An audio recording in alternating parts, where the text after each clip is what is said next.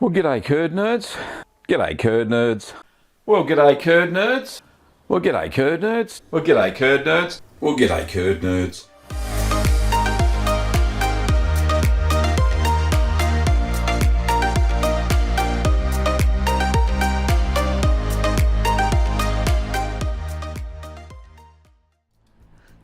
G'day curd nerds. Oh, excuse me.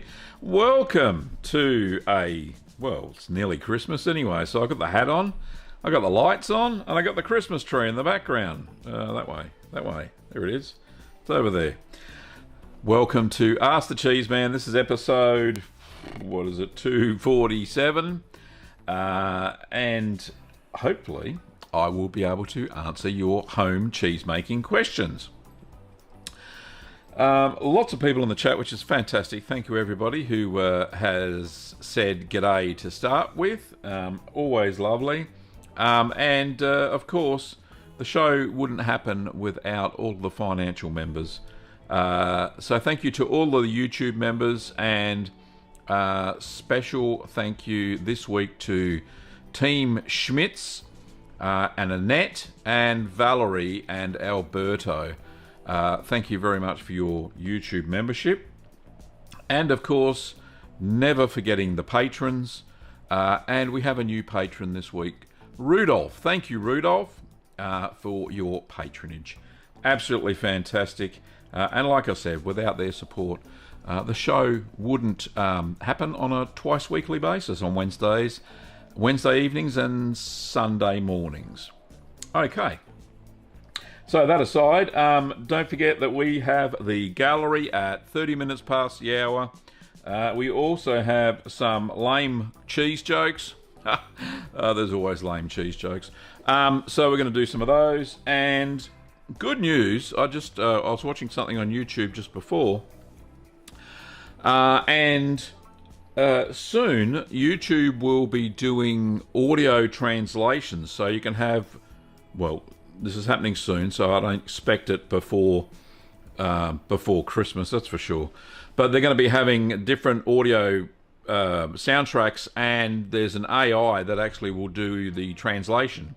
So instead of listening to me in English, you'll be able to listen to me in other languages like Spanish, Portuguese, that sort of thing, and obviously French and a few other ones there, German, whatever. Okay. So hopefully that works. I have signed up for it. There's going to be, hopefully they will contact me back. But I don't think they won't be able to do it for live. It'll only be for pre-recorded content. So that's very exciting. I'm very excited anyway. Let's say good day to a few people. We have got... the first person to say g'day was Shauna. G'day, Shauna. Lovely to see you. And I got your photo of your dry jack, and we'll show that in the gallery. Robin, g'day. How are you? In the UK, we got Habib in Lebanon. G'day, Habib. We got Fresh Book. Don't know where you're from, but g'day anyway.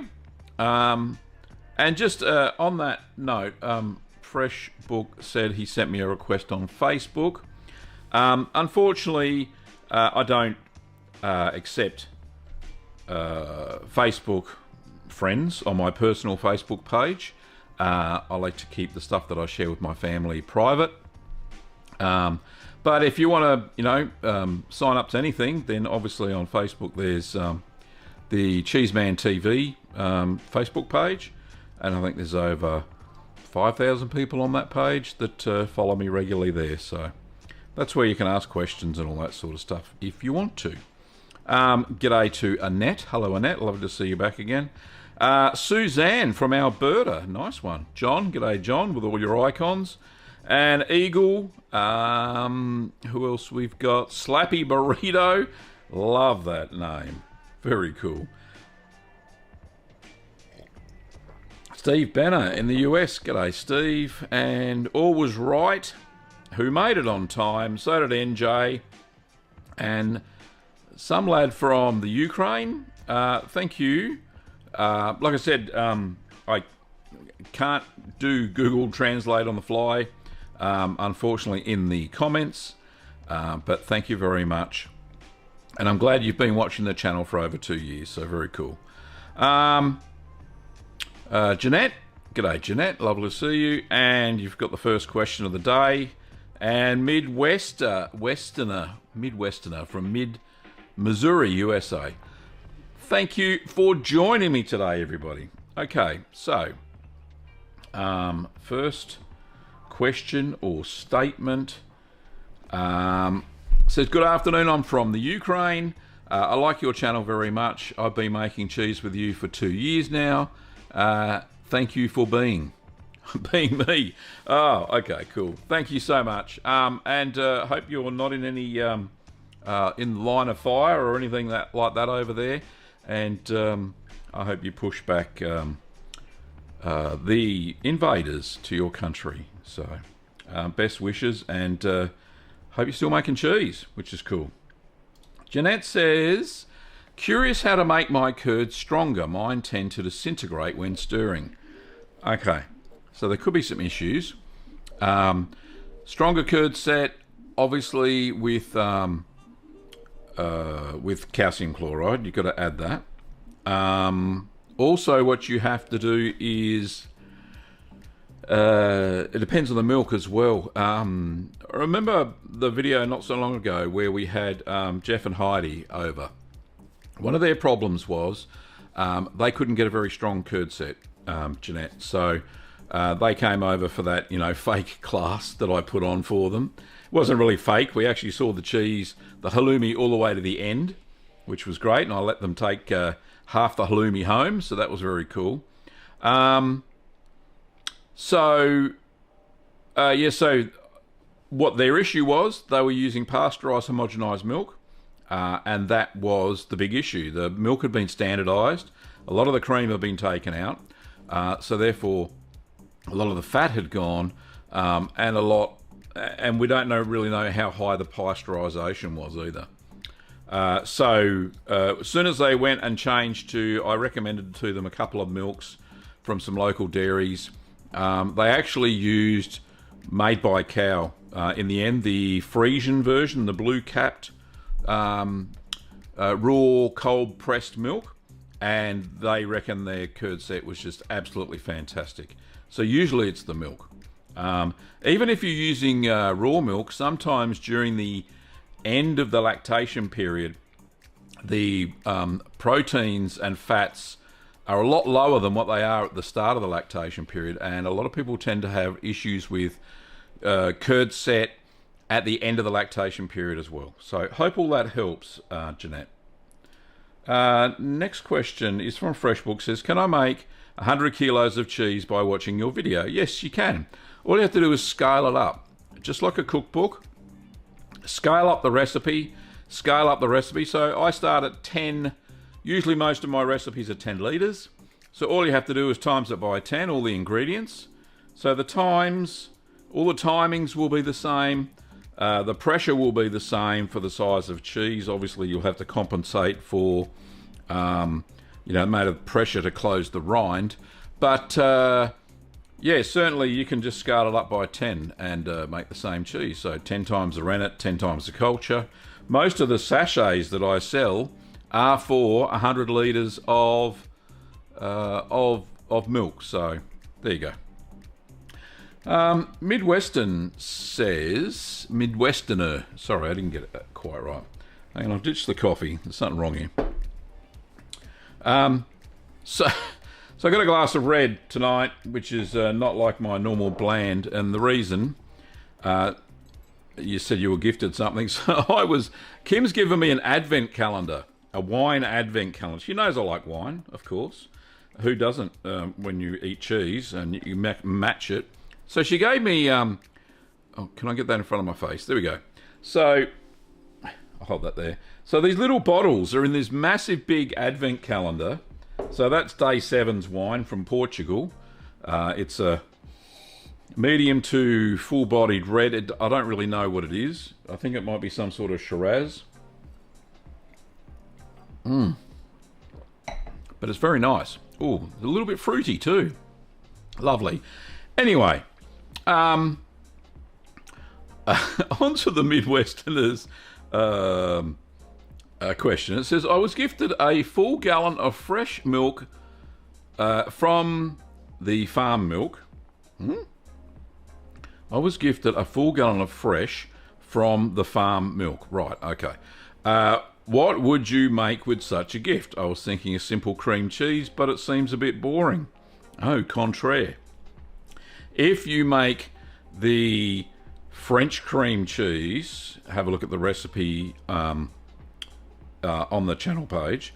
The French cream cheese is amazing. It will be better than any cream cheese you have ever bought, ever.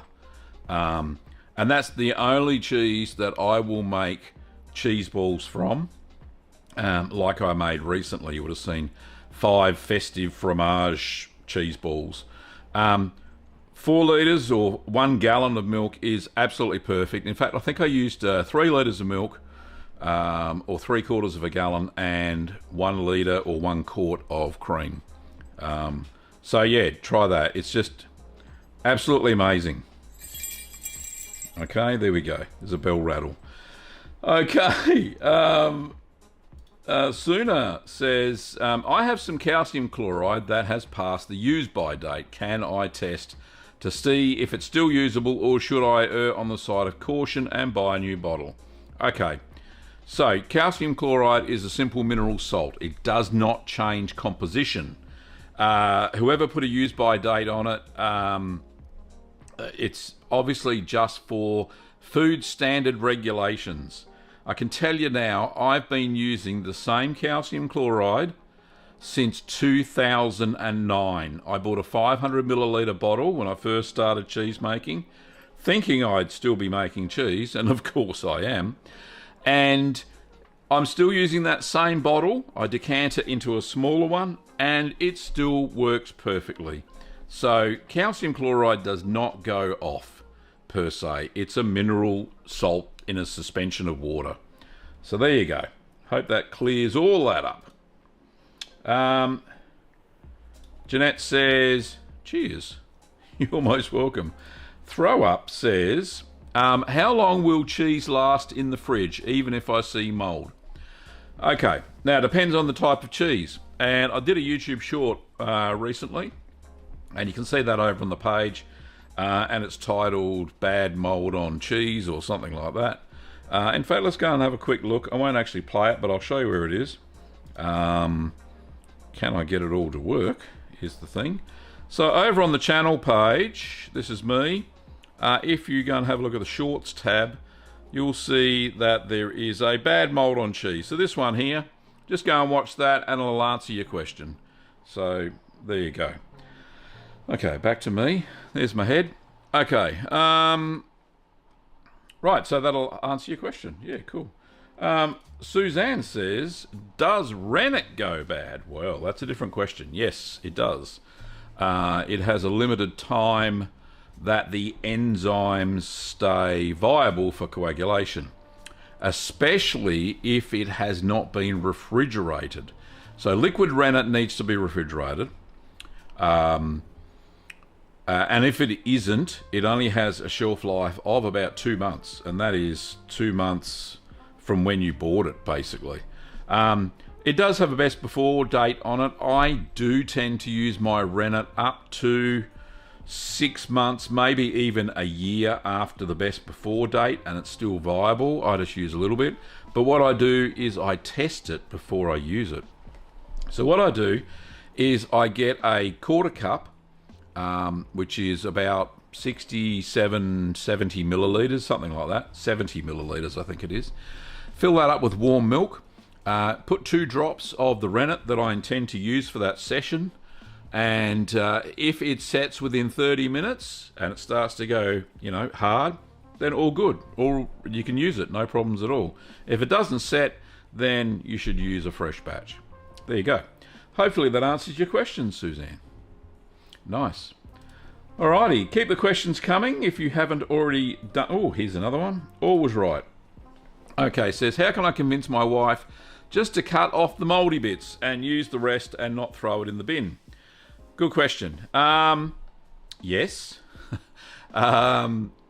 how do you convince somebody? Oh, I don't know. Watch one of my videos.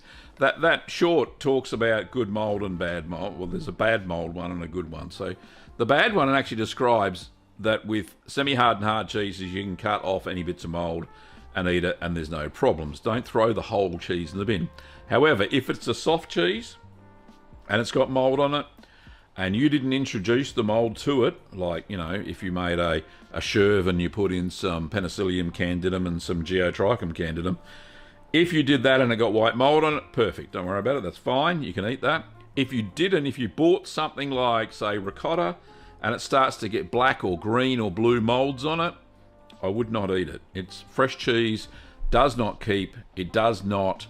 I'll start again. The black mould has toxins in it, so do not eat it.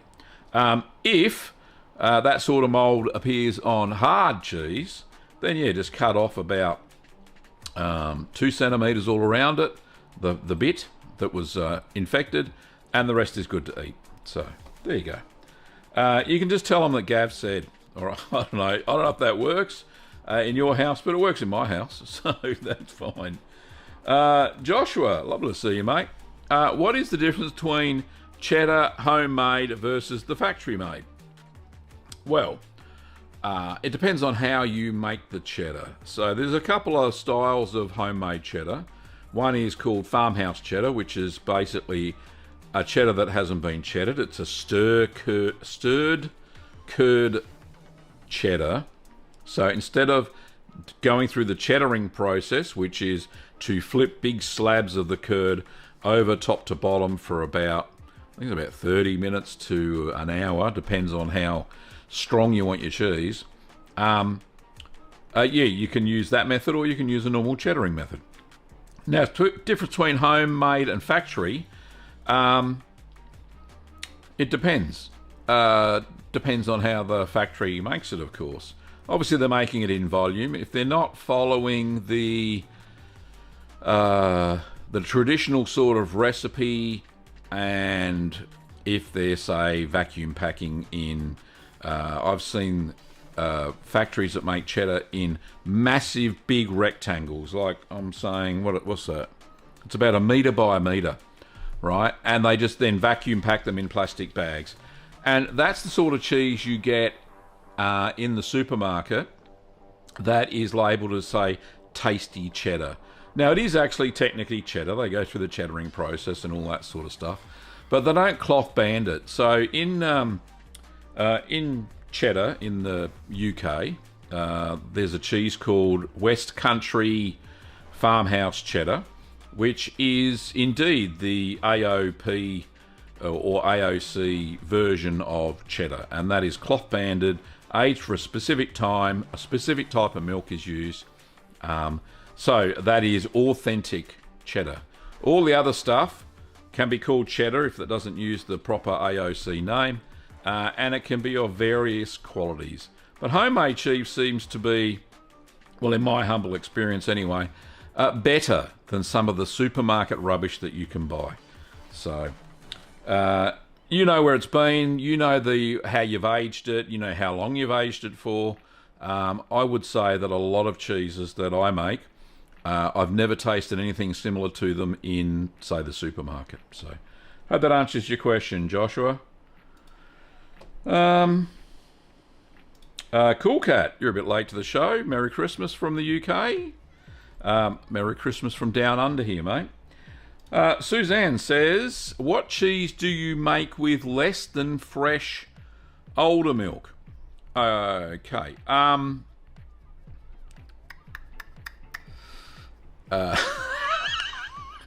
just reading Cool Cat's comment. I knew I'd seen Gavin somewhere before. Santa's Grotto, 1978. Thank you for my Matchbox Streak Racing set. You are so funny, mate. Stop it. Anyway, back to Suzanne's comment. What cheese do you make with less than fresh older milk?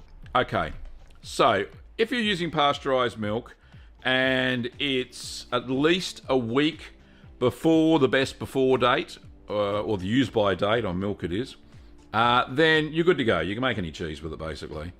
As the cheese ages, you got to remember, as the milk ages, you got to remember it does slightly acidify.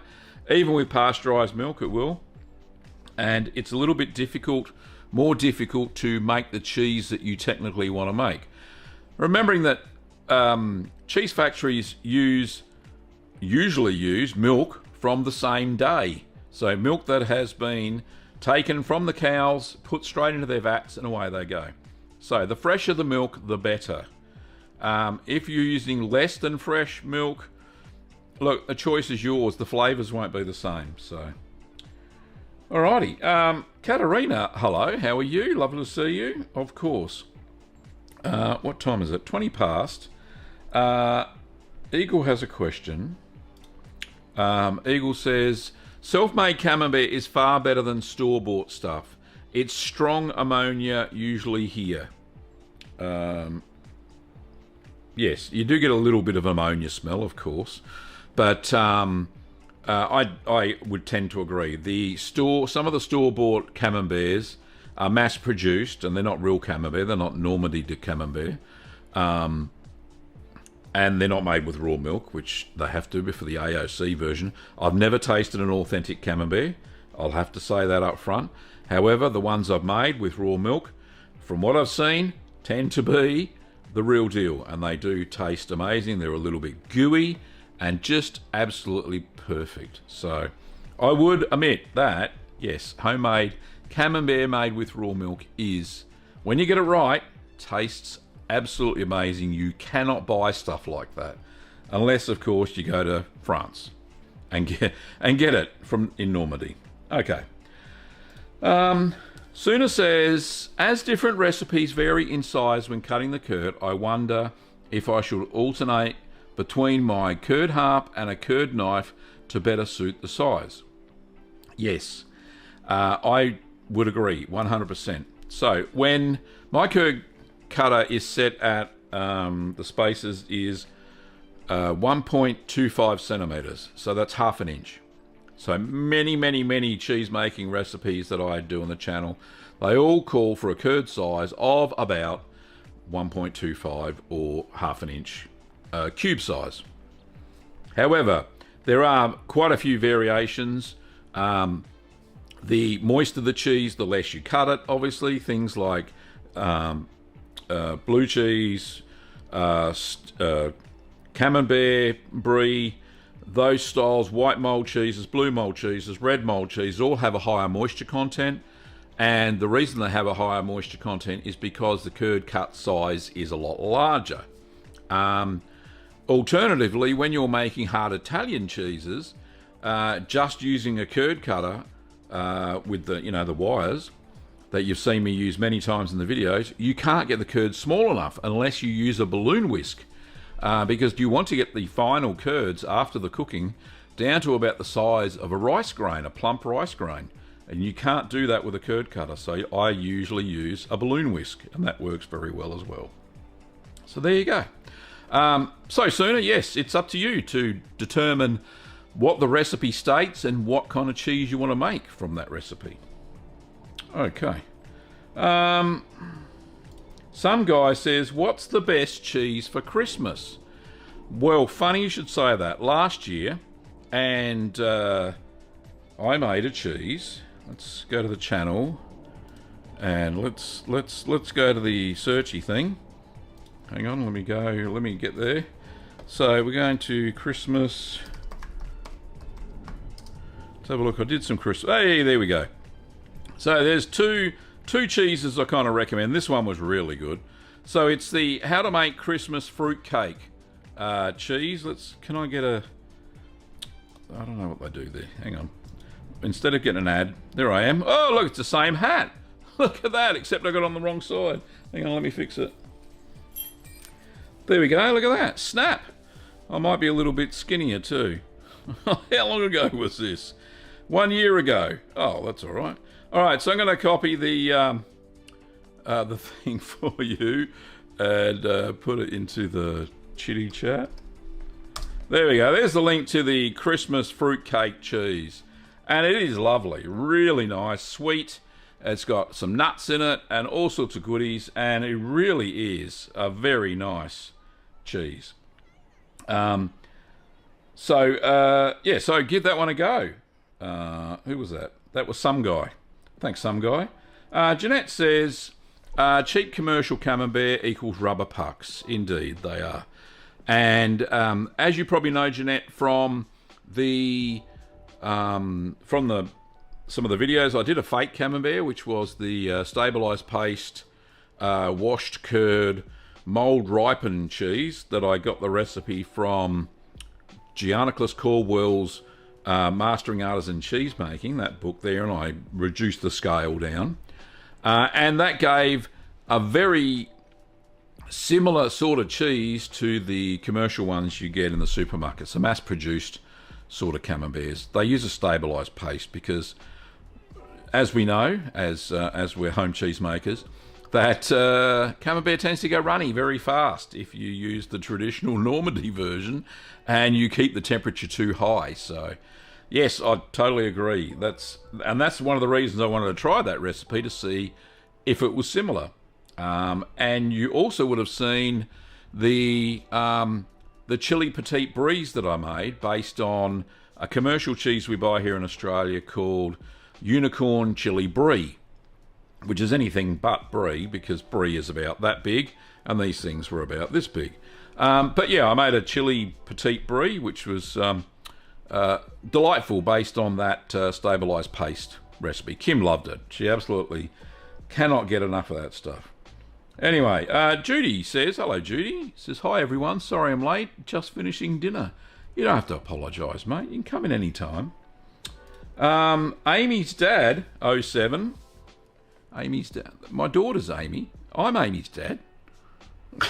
Where can I get raw milk in Melbourne, please? Outer eastern suburb location. Okay, so the only legal raw milk that you can get is a milk called Made by Cow. It's raw cow Jersey milk made by a cow, and they cold process. Hang on, no, not cold process. That's soap. Cold press the soap. Cold. I need. This is my second sip. Hang on. So it's cold pressed. Very similar to fruit juices, how they process fruit juices. That's how they pasteurise it these days. And it keeps all the enzymes intact within the milk. So there's two versions, a Jersey version and there's a Friesian Holstein version. The one in the blue bottle sets a curd like you would expect from, say, pasteurised unhomogenised milk, which I tend to use because the other stuff's a little bit more expensive. Yeah, that's technically the only legal raw milk that you can get. Most of the other stuff you'll find is pasteurised, unhomogenised. But if you can find a dairy that's willing to provide you with raw milk, then secret's safe with me, okay? Alrighty. Thanks, Amy's dad. Joshua says, in your opinion, sir, what is better cheese, the one that comes from a goat or cow? Oh, goodness. Righto. That old chestnut. Well, I am in the opinion that all the cheeses are good, and there is no better cheese. All good cheeses have their own merit, and as far as I'm concerned, they're equal. When I go for a cheese platter, I eat all the cheeses. When I make cheese on the channel, I make all the cheeses, and I like all the cheeses. So, in my opinion, probably not the best person to ask Josh, is because I love them all. And I think goat's milk is fantastic. Goat's milk cheese is fantastic. I think cow's milk cheese is fantastic. All have their different flavour profiles. That's one of the reasons I love cheese making so much. Judy says, my Knockalost, complete with cloves, all the flavours of Christmas. Yes, we did see that a while ago in the gallery, Judy, and it looked absolutely fantastic. Okay, so it's time. Speaking of the gallery, let's do the gallery. Where did I put it? Okay. So at this time in each live stream, we go to photos that people have sent in to me. So today's entry, and I didn't label it, naughty me, is from Habib. I know it is. Says, and normally people send in a little narrative on what's going on. Says here, Dear Gavin, I just made my first Camemberts last Tuesday, 8 days ago. I used my halloumi moulds and ended up with 2 discs of 15 centimetres in diameter and 4 centimetres in height. Pretty big for Camemberts. I followed your exact recipe, especially for the extra drying part before moving them to the cellar. My cave is on the cold side with a steady temperature of 11 degrees Celsius. Now at 1 week I noticed some brownish spots on the sides and the white bloom is almost complete on the discs. Are those brown spots normal? Are these geo? The bloom is still thin and light, and I'm wondering that if I must wrap them already and move them to the normal fridge at 4 degrees or wait a few days so the white penicillium grows more. I just don't want to have skin slip, having the edges mature more quickly before the centre starts to soften. I always follow your guidance and advice. Many thanks always, and best regards, Habib. Okay, now I can't see these brown bits you're talking about, Habib. Let's just have a quick look at the next photo. That looks pretty good. For 8 days, I'd probably let it go for another 2 if you haven't already, and then wrap them. They look pretty good. They don't have to have the mould, you know, sticking up off the cheese. The brown bits, they don't look brown to me. They just look like a different coloured creaminess. That certainly does look like geo to me, because where those bits are, it looks like it's starting to wrinkle, and that is a telltale sign that you've got some geotrichum there. If you follow my recipe, I tend to put Penicillium candidum and Geotrichum candidum, prevents skin slip, as you mentioned. It is starting to wrinkle around those bits there. So that is definitely geo around the edges, which is fine. That's absolutely fine. Like I said, let them go for 10 days. You said they've gone for what, 8? Yep. And then wrap. And then they'll be fine. They will, in the kitchen fridge, start to go soft. So I think there's one more photo. Nope, that's Shauna's. Moving right along.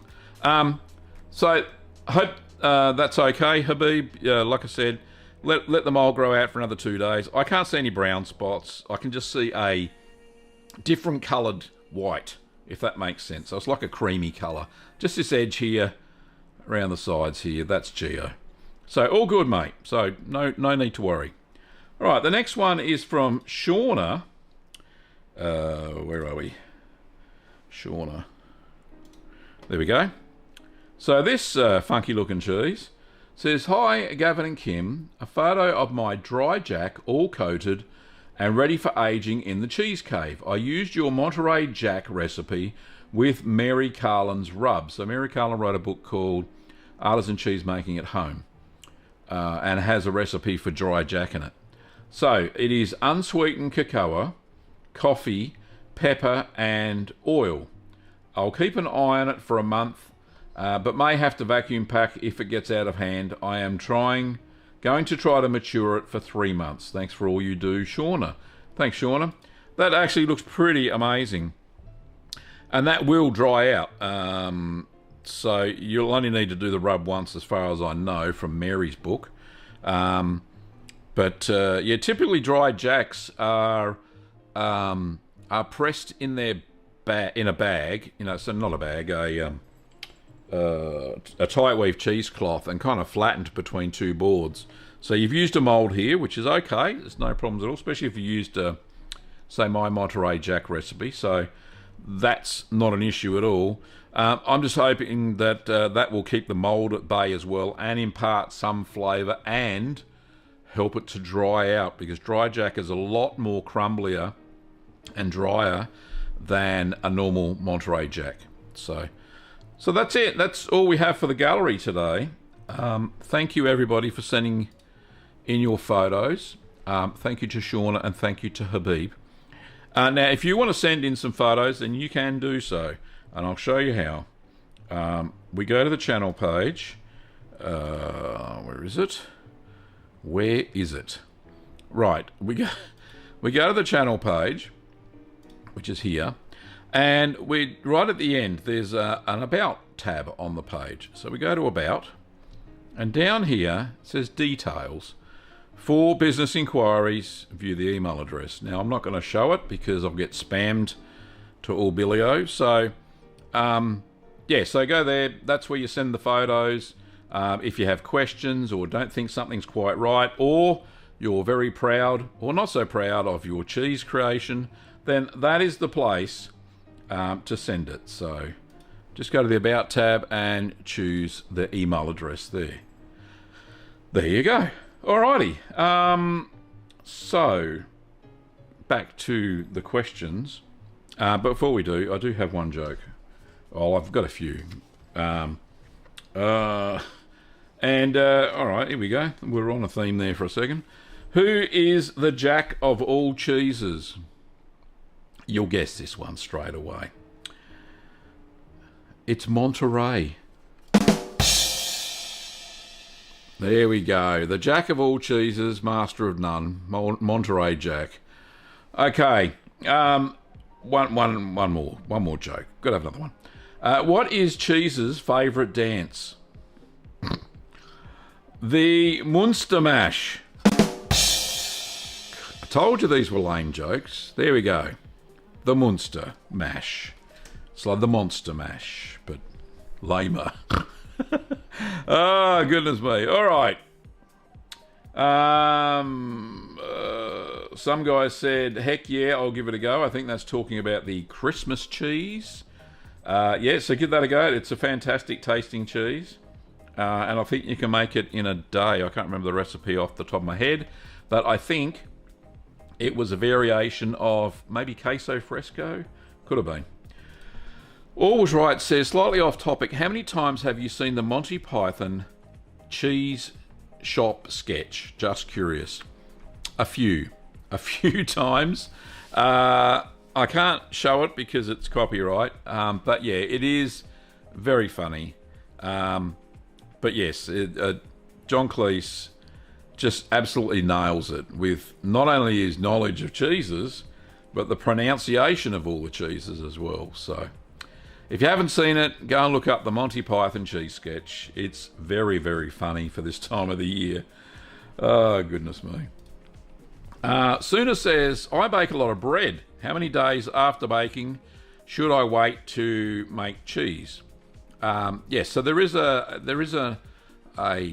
well, I won't say it's a rule. There's no such thing as, well, there are rules in cheese making, of course. And one of the rules is to don't bake bread on the same day that you make cheese, because the milk can get infected with yeast that's airborne in your kitchen and cause a what's known as an early blown cheese or curd, and your curds look like they have these tiny sponge-like air bubbles in the curd even before you get to the pressing stage, and that is a yeast infection. So when I've made bread, and I think I've only made it once or twice, we have a bread maker. We used to make it a lot. We don't as much anymore. Just don't have time for that, making too much cheese. Then I just made bread in the bread maker the day before, and then I made cheese the next day and had no issues. So if you're making sourdough, a little bit different. Sourdough, the starter itself is actually an accumulation of wild yeasts in the air in your kitchen, and they infect the dough and the water and make a sourdough starter. There are wild yeasts in every environment. They're just floating around in the air, or they're on surfaces. But just make sure that you sanitize your kitchen, where you're making the cheese well. Always clean your stovetop, always clean your benches. I tend to use straight white vinegar in a spray bottle to disinfect all those. That kills off yeast, no problems at all.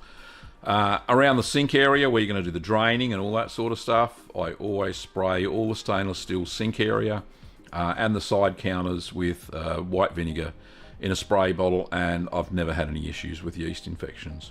So soon, I hope that helps. Okay. Freshbook says, how much culture and rennet should I use to make 100 kilograms of mozzarella? Like I said, go and check out the recipe and times it by 10. It's that easy. I'm not going to tell you the specifics because I've never made a batch that big. You're going to have to experiment. Midwesterner says, can you say howder for me? Howder. I'll say it better. Howder. There you go. My father was from the Netherlands, and it lightens my heart to hear you say it. Oh, there you go.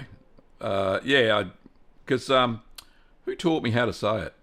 This South African guy that when I used to work at in the IT department of a bank here in Melbourne, and he was South African, and I brought some what I call gouda to work, and he said, "That's not how you say it, mate." And I went, "Well, how do you say it?" And he said, "Gouda." You got to there's a bit of a guttural type thing with the G. It's pronounced ha. So yeah, gouda is how you're supposed to pronounce it. So there you go. Habib says, thanks a lot, Gav. We'll do so. 10 days of total. Yeah, then wrap it up in your micro perforated cheese wrap, Habib, and that'll allow it to breathe. It'll still grow, but it won't grow. It won't grow crazy, and it will then start to ripen from outside in, which will be perfect, and you'll get a soft paste in the middle, and just press the center, and then you'll know when it's ready to go. But test one at about in another 2 to 3 weeks. If it's starting to get runny fast, then you'll know for sure. Always Right says, me, hi, Gavin, how do you do? There you go, that's how you say it. Perfect. Oh, there you go. There you go, there's a bit of Christmas cheer for everybody. Christmas cheese. Alrighty, very cool. Many prayers and good wishes from you and my family. If you have the time, you will come to Bangladesh. I'll show you the special places of Bangladesh.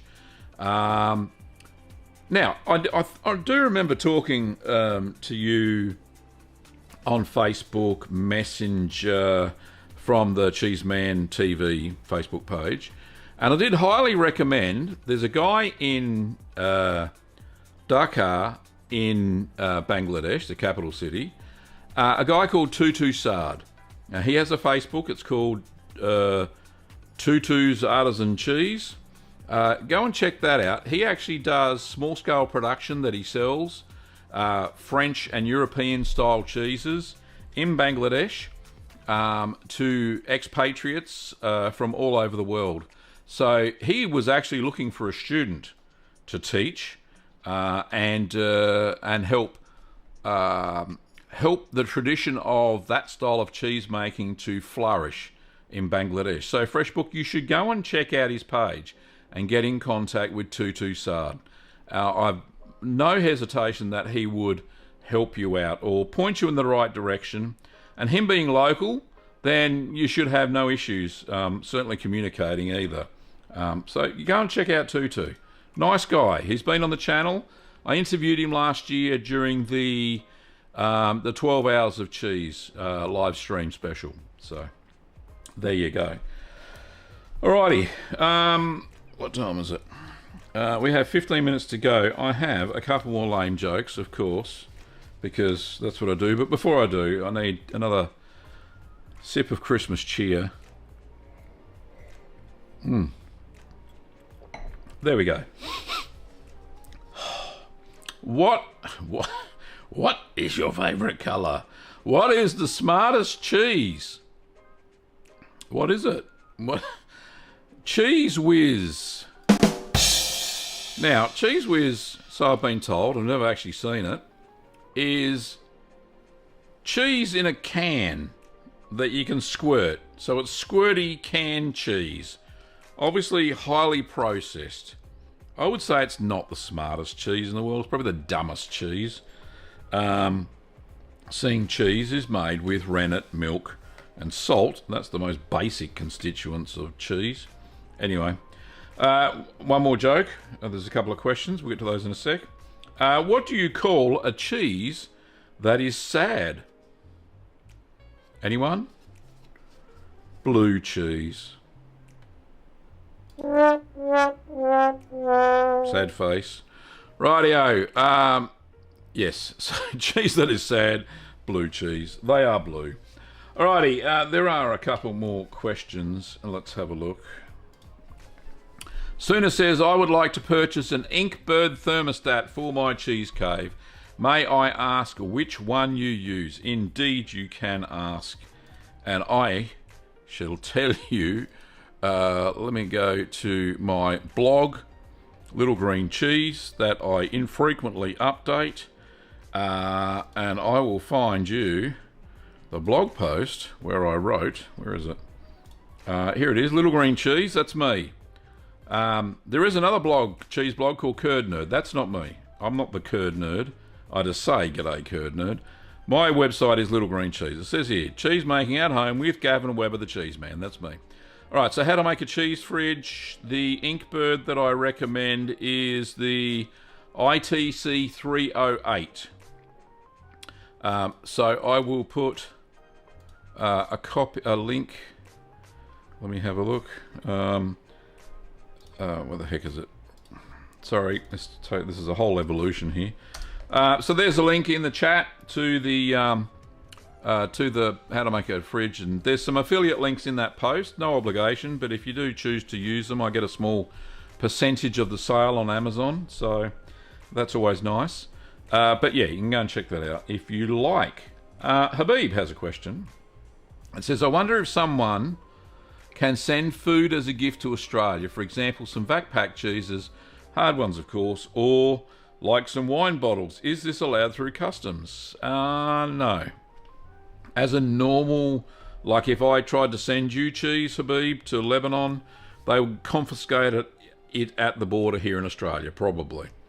But I know for a fact that anybody trying to send me cheese into Australia, not within Australia is fine, but into Australia, it will get confiscated, even if it's vac-packed, especially if it hasn't got like a commercial label on it or anything like that.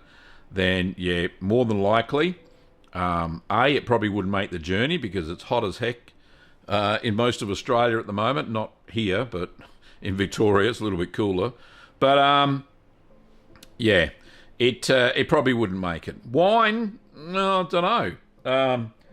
There is you can only bring so much wine into the country. Like if you go overseas on a holiday, I think you can bring back, 1.5 litres of wine duty free. Then you have to pay tax on it. So there's not only income tax, but there's an import duty as well. So yeah, don't send any. Thank you so much for the gesture, but I know that you're asking for a friend. But yeah, thanks, mate. Jared says, "G'day, Gavin." I said, "G'day, Jared." I've loved learning about cheeses from you as a fresh manager at Woolies. Your passion has allowed me to learn about the products I sell, as well as the made by cow milk we have. Thanks, Jared. Appreciate it, mate. Always happy to help out. And of course, there's nothing stopping you from taking that made by cow milk and making some cheese for yourself. There are so many different types. Everybody has a favourite, except me, because I like all of them. But yeah, give it a go. But yeah, I'm glad it's helped you out. And people that come to your counter, your fresh food counter, that they would be very knowledgeable once they've learnt from you. So well done, Jared. Thanks, mate. Doctor says, "G'day, Chief Curd Nerd. Hope all is well, sir. Love you all." Thank you very much, Dr. Ganjaman. Yeah, it's certainly in the festive spirit. Sooner says, "I buy everything through your store anyway, so would be happy to. Thank you, Suna. Appreciate it. Alrighty. If you've got any final questions, then throw them into the chat now, because looks like we've run out of questions at the moment. But yeah, throw them in. Anything that is that you're not unsure about. So throw them in there, and we'll get to them. But don't forget that if you're in the generous mood, and it is Christmas after all, then you can always do a super chat and make the curd nerd light up. That was just me. I did that manually. But if you do a super chat, and then the curd nerd light goes crazy. So there you go. I should have said that at the start of the show, shouldn't I? Normally people use it when the chat is scrolling so fast they can't get their question in, or I miss it about 6 times. So they throw a super chat in, and then I have to answer it. It's the rules of the channel. So there you go. Anyway, if there's no more questions, I think we'll call it a night. Then we'll do that. By the way, we're starting to run low on kits and cheese making supplies and stuff. So if you want to get some before Christmas, because we do shut shop on the 23rd of December, but we stop shipping on the Monday, the 19th, because it just won't get there in time, unless somebody, if you're going to make an order and you don't mind it coming a little bit later after Christmas, then leave a comment on the checkout page of our store, littlegreenworkshops.com.au. So yeah, leave a comment on the checkout page that says not for Christmas, then we'll just post it in that last week before the 23rd. And if you want it not to get cooked in some Australia Post warehouse somewhere, then it's probably best that you express post it over summer. So, Shauna says, glad you got the loose weave cheesecloths back in. I think I may have depleted your stock this afternoon. Actually, Shauna, I did say it was a huge order. I think I've got about 30. I ordered from 2 different wholesalers just in case they didn't have any. So I think I've got about 30 in stock. So I should be right. Should be good to go. Certainly your order will be fulfilled. So Suna says, when I progress to hard, long-aged cheeses, which do you recommend I try first? Okay. So hard cheeses as in Italian hard cheeses, or semi-hard cheeses like Caffilli, which undergoes a cheddaring process. Caffilli is the easiest of the semi-hard cheeses to start with. You could do no worse than try that. Also, you could try the Guido's hard Italian cheese, which you can mature up to about 3 months. Past 3 months, it doesn't really improve in flavour. But from 3 weeks to 3 months, that's a hard Italian cheese made with the thermophilic culture, and that is perfect for beginners, those 2 cheeses. And then from there, just as you grow in experience, then pick a cheese and go for it and give it a go. Italian, right, longer than 6 months. Okay, Romano. Try Vicino Romano, which is cow's milk Romano. So, Donna says, do I have a physical shop or do I only sell online? We are online retail only. This is not a shop. This is where a lot of the stock sits. Out here, all the stuff that doesn't need to be cool. I got a couple of freezers out the back. There's a room out the back here. That's where all of the starter cultures and stuff is. But yeah, we're online only. And as I said before, our address for all that stuff, if I can get the comment out the way, is littlegreenworkshops.com.au. You can go check it out. Alrighty, let's wrap up the show. You know, we are very close. So that's it. If you want to learn how to, I'll say goodbye now, but I've got a little few things I want to get off my chest. If you want to learn how to make cheese in a structured manner, then you can go to the courses.littlegreenworkshops.com.au and join up to the Curd Nerd Academy. There have been about 5 people this week that have signed up, which is fantastic, because the hosting for that site, it's fairly detailed stuff, cost me about $150 a month to keep that course open. So if I get more than 1 sign up per month, I break even. So the more the merrier, though. It's a it's a great course to start with and learn in a structured manner. So there are lots of videos in there, so it's all very cool. Don't forget, if you want to buy any merch like this very cool t-shirt, Certified Curd Nerd, or don't forget the Certified Curd Nerd cup, or all the other stuff you see down on the merch shelf anyway, pop over to merch.cheeseman.tv and fill your boots. You can even pick up some copies of the 2 ebooks, Keep Calm and Make Cheese and Keep Calm and Make More Cheese. If you want the hardback or the spiral bound versions of those 2 books, you can pick them up at littlegreenworkshops.com.au. Anyway, thanks for watching, Curd Nerds. I will see you on Sunday morning, if I don't see you before. I'm still trying to find a gourmet recipe for mac and cheese. I've got a couple of ideas, but I really want to make that this weekend. Kim and I are going up to Castlemaine this weekend, and we're going to go and check out the Long Paddock cheese factory outlet where they make cheese up there. So we're going to go check that out at the mill in Castlemaine. Don't know what time we'll be there, so don't rock up and expect me to be there. We could be there for 10 minutes, who knows. We're just going to go and have a chat, find some cheese, and yeah, it'll be great. Anyway, thanks everybody. You all have a great weekend and, well, week, the rest of the week, and I'll see you on Sunday morning. Bye-bye.